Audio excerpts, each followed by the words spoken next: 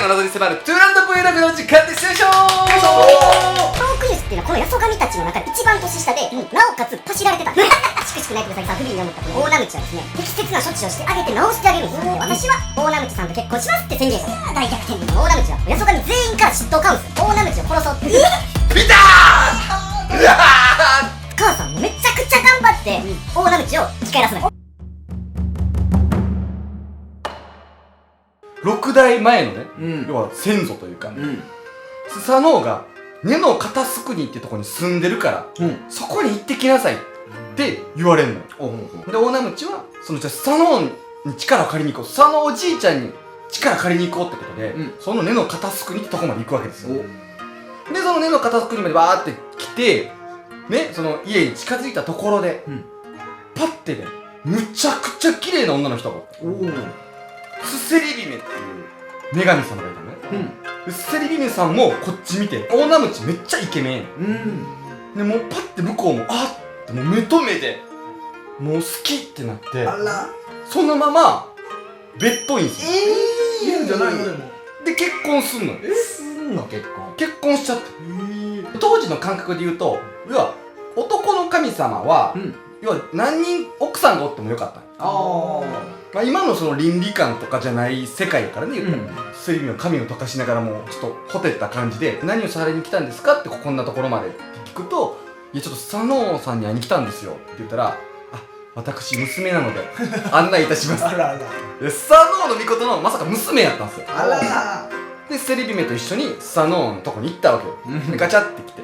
でスサノオが「おスリ姫の帰ったのが」みたいな感じで言うと、道端ですごいイケメンと出会いましたって言うと、ひょってこう大名口が顔出すわけよ。スサノオが「おお、なんだよ芦原の思考じゃねえか」っていう、よくわからんあだ名をつける。芦原の思考、これ言ったら大国主の別名とも言われてるんだけど、思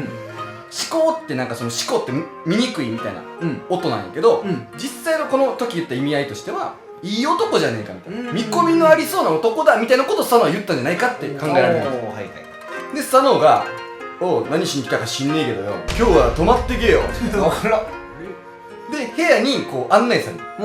大名口ドキドキしながら「あれが噂に聞くスサノオの御事か」みたいな。で失礼しますってこうガラッと開けたらヘビだらけやつ。もうポタポタポタってヘビが落ちてきて、布団の周りにもヘビがうわーっておる。でそのヘビだらけのとこで寝なあかんから、こうやってもうシャーシャーってもうこんな感じ、どうしよう殺されるってなってたら、スセリ姫がそっとこう夜来て、ヘビを避けるまじないを教えてくれた。でそのまじないをやったらこうヘビがわって去っていくみたいな。1日目はねそんな感じで事なきを得て、大名口「うわー何やったんやろ、スサノオさん嫌われてんのかな」みたいな。でスサノオはまだ「おう今日も泊まってけよ」みたいな感じでその日も泊まらされて、次はもう蜂とかムカデだらけの部屋に泊まらせられて、でそこでもスセリ姫が助けてくれるみたいなくだりが何回かあって続いて、でもね終わらないんですよこの感じが。で次の日にみんなでちょっと外出かけようぜみたいな、スサノオとねこうスセリ姫と大名口で出かけにちょっとピクニックみたいな感じで、ほんでスサノオがこのカブラヤっていうピュッて放つとフォーみたいな音が鳴る矢があるね、カブラヤって。それをフォーンって行って、でわーってこう遠くまで飛んでいくわけや、でどっかに刺さるわけ、で大名口を探せひどいじめみたいな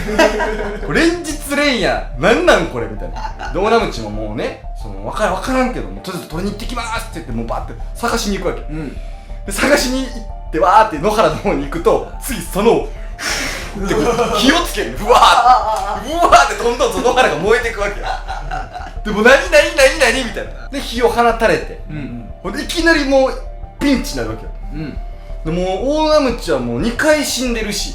もう火ここまでもう逃げられへん状態になってるから、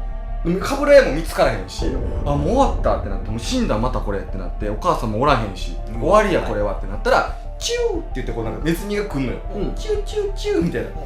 ここに穴があるよチューみたいな感じでなんか穴を教えてくれる。でわーってこのなんか穴に落ちて火がうわーって上の方で燃え盛ってギリギリこれで助かることができる。動物に助けられるシーンがめっちゃ多いんですよ。でそのネズミがなんとそのかぶら屋まで持ってきてくれて、ほんでそのかぶら屋をこうグッて持ってこう火が過ぎるのを待ってたと。でセリビビはもう死んだ、もう火に包まれるとこ見てるから火柱みたいなのがあってるでサノもなんかちょっと首かしげてあかんかったかみたいになってるしそうですセリビも号泣してもう葬式の準備始めててでそこでかぶれを持った大名口が戻ってきて「ただいま戻りました」って言って「うわーよかったセリビが」ってこんなもうシーンよもおいよくやったじゃねえかみたいなこの試練が終わったかと思いきやまだ続くんすよまだ佐野が「ちょっと俺の部屋に来い」って言ってわーって招き入れるわけよ大名口をもう佐野の声聞くだけでもうビクンってなるからもう大名口はもうドッキドキしながらうわもう何やろ次ってなったら俺の頭についてるシラミを取れみたいな昔そのシラミ取りって言ってね今みたいなシャンプーとかもない時代やから頭にシラミが湧くのよ、それを取ってあげるみたいなねそういうのがあったらしいんですけど、いつもと比べるとまあ全然大丈夫やわやりますわってことで、バーって佐野の頭見たらもうねシラミとかじゃないねん大ムカデがうねうねしてる、逆に進むの大丈夫でそこでセリビンがパッと木の実と赤土をくれんねん、でこれで木の実をブチャって潰して赤土を口に含んでプッて吐いたらそのムカデをちぎってプッて殺してくれてるって佐野を勘違いするからだからその佐野の頭をこうまさぐってね木の実をプチって噛んで赤土をプッて吐くとそのこいつめっちゃええやつやなってなってくるんですよ、バレるでしでそれを繰り返してるうちにその佐野が今しかない逃げないと逃げるんだでもうセリビンも連れてこのままじゃもう殺されるから一緒に逃げようってなって分かりましたって言ってその佐野の髪の毛をほどいて、もう家の一番太い柱にこうくくりつけてってやってほんで逃げるぞっつってその佐野の宝物みたいなタチと弓矢とで琴みたいなのを盗んでで逃げるわけわーってでそのわーってこうやっていろいろ持ってるからさ、琴とかがこう出てて、だいぶこう落ちそうになってて、でその時に木の枝とその琴がポロロロロロロってもう天地揺るがすぐらいの音出したわけよで遠くから佐野の声でうわーでも起きた瞬間なんじゃこれまさか大名口みたいな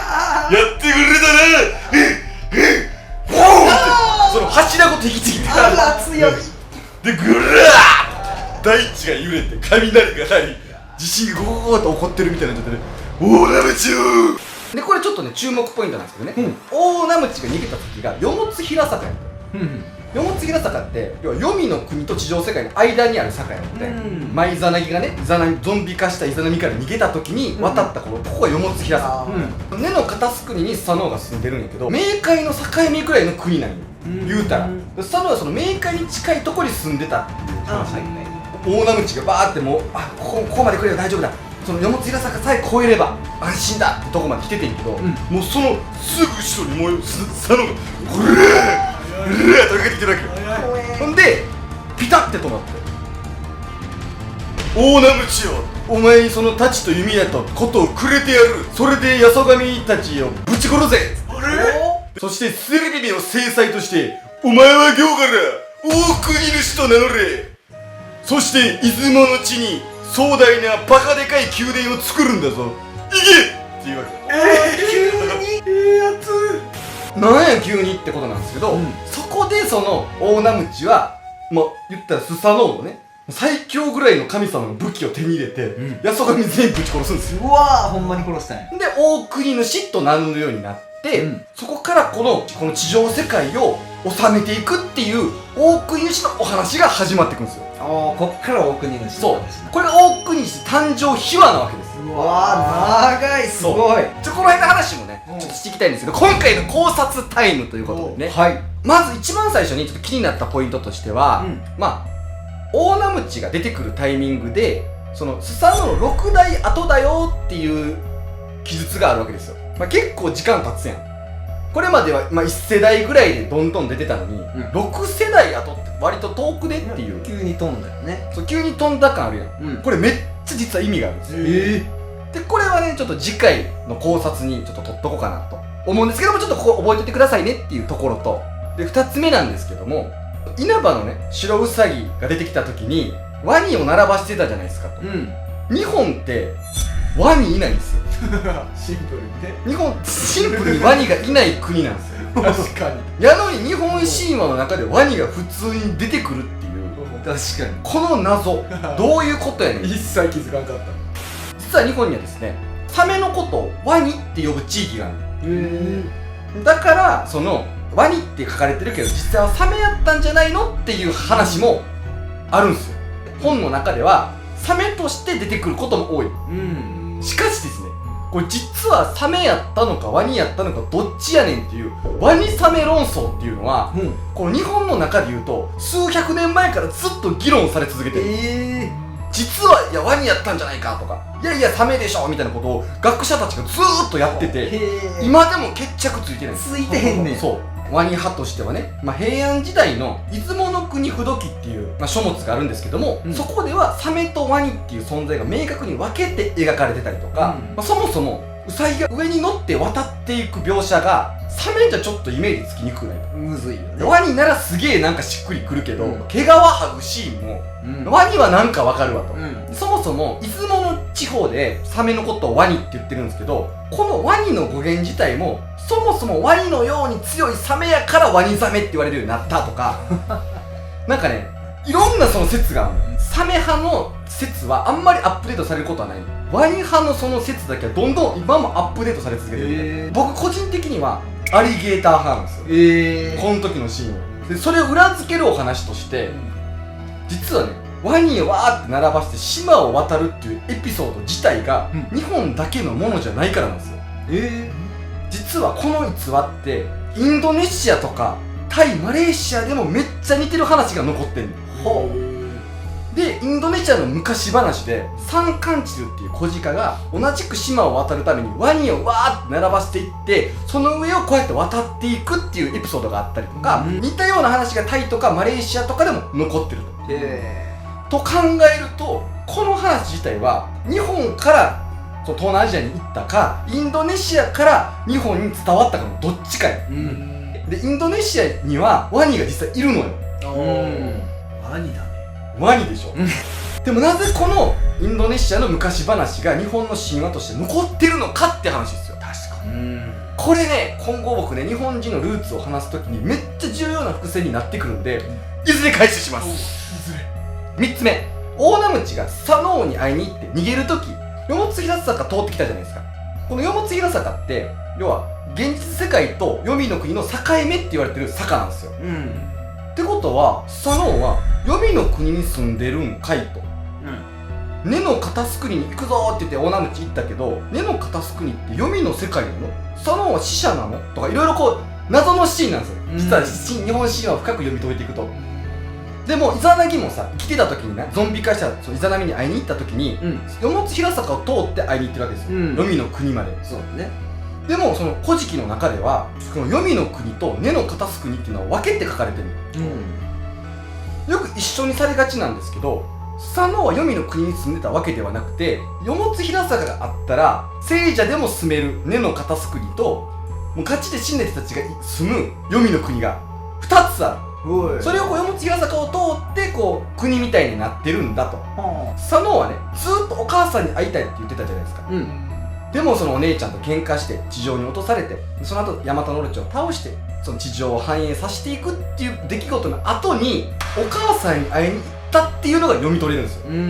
黄泉の世界のすぐそこに住んでるってことやからね。そうっていうところから見てもスサノオの人生っていうのを追いかけていくと、最終的には日本も繁栄させてお母さんにも会えたハッピーエンドだったんじゃないかってことが読み取れるんですね。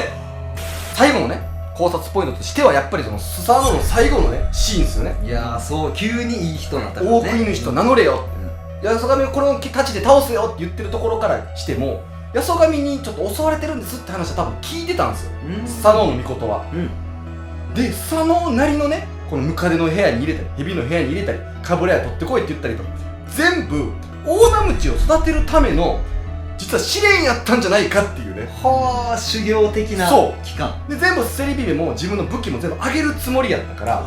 そこでもうお前は大国主と名乗れってそこで言うっていう。うわ、実はこれね、少年ジャンプみたいに主人公がめちゃくちゃ強く成長していくっていうシーンなんですよ。うわ、大名口の精神的にも身体的にも成長がはっきり描かれてるし、でもっと長い目で見ればスサノオ自体も大人になったなというか、自分の娘の旦那を育てるためにね、めちゃくちゃ最後髪結ばれて宝物盗まれてもやるからっつって、まあその代わりスセリビミを制裁にしたれよと、で王国理事を名乗れよと、で大きな社を建てれよ行けみたいなことを言う偉大なるパパになってるっていうね。スタンディングオベーション。すごいスサノオ。立ってねえやん。大名向きの成長とスサノオの成長が両方見られるっていうね、すごいね、いいシーンなんですよ、ここ。めちゃくちゃ鳥肌立ったわ。マジでそうなんよかっスた。サノオかっこよすぎて。スサノオかっこいいんですよ。ということでね、今回この辺で終わりたいと思うんですけども、次回は日本神話のヒーロー大国氏の活躍と奇妙な出来事についてお話ししていきたいと思います。奇妙な出来事。それで今回この辺でまたね。